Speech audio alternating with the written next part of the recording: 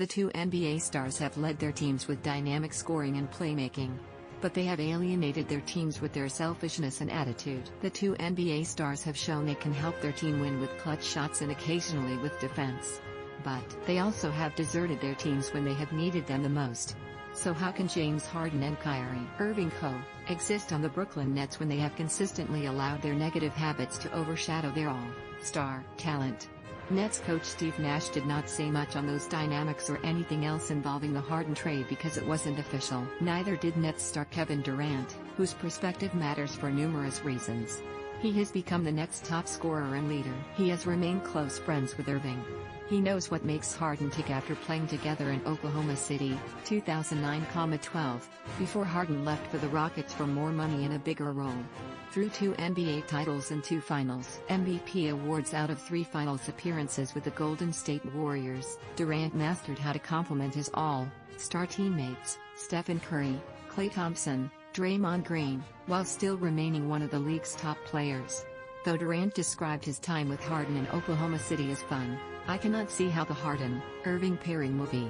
Unlike what Durant showed in Golden State, Harden and Irving have consistently failed to lead. They also have consistently failed to work with their star teammates. Sure, Irving helped the Cavaliers win the 2016 NBA title partly after making a clutch three-pointer against Golden State in Game 7. A little more than a year later, Irving requested the Cavaliers to trade him amid reported tension with LeBron James. He may consume a lot of oxygen in a room, but no one can question James' talent and that his presence leads to team-oriented play.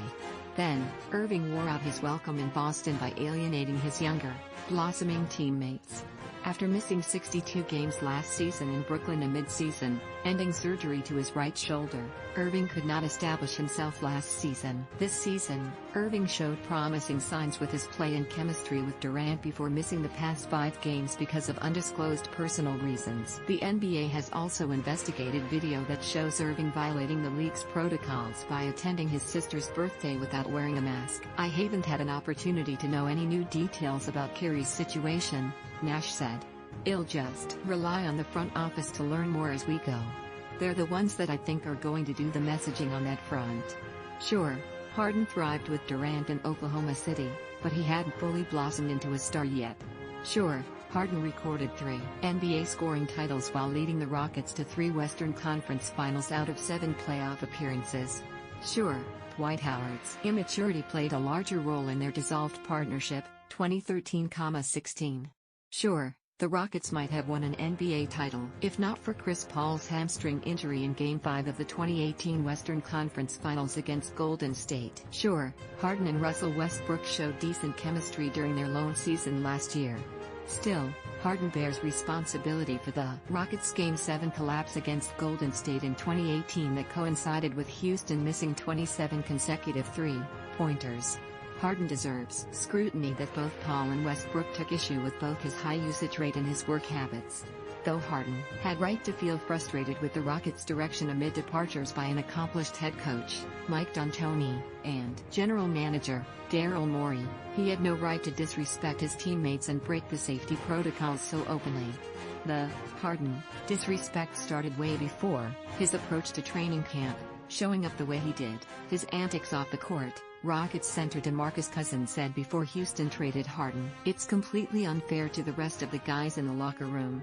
That leaves the Nets with various questions to answer on how Harden will fit in their locker room. The main one, how will 2 ball-dominant guards be able to coexist and not experience significant chemistry issues? "That's a great hypothetical," Nets coach Steve Nash said. "We can address that at another time. Because the trade is not official, Nash could not entertain how Harden and Irving would share ball-handling duties. Or how Harden, Irving and Durant would carry the bulk of the scoring. Or how the Nets would absorb the depth they sacrificed in guard Karis LeVert, center Jarrett Allen, forward Taurean Prince. But these are hypotheticals Nash will have to answer soon. "Basketball is about playing together and being the best you can be," Nash said. "So no matter who you are, it's about finding that connectivity and balance within a team and trying to be greater than the sum of your parts. That doesn't change no matter what your team looks like."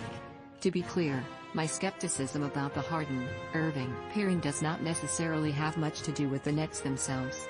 Nets general manager Sean Marks has done a masterful job with collecting assets, building a culture and then making big big-time moves.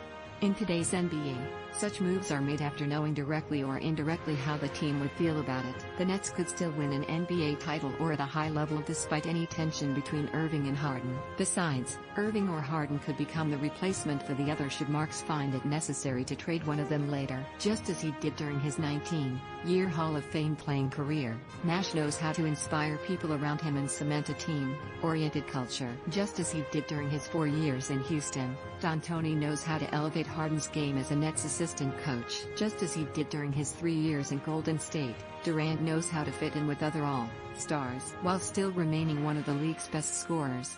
Nash, D'Antoni and Durant have enough experience to know how well-intentioned ideas can lead to disaster. Nash joined the Lakers in 2012-13 in hopes to win his first NBA title. Instead, he spent that season battling injuries, clashing with Howard over his attitude and unsuccessfully persuading Kobe Bryant and Pau Gasol to embrace D'Antoni's offense that put less premium on post-up play. D'Antoni struggled managing those varying player agendas and personalities.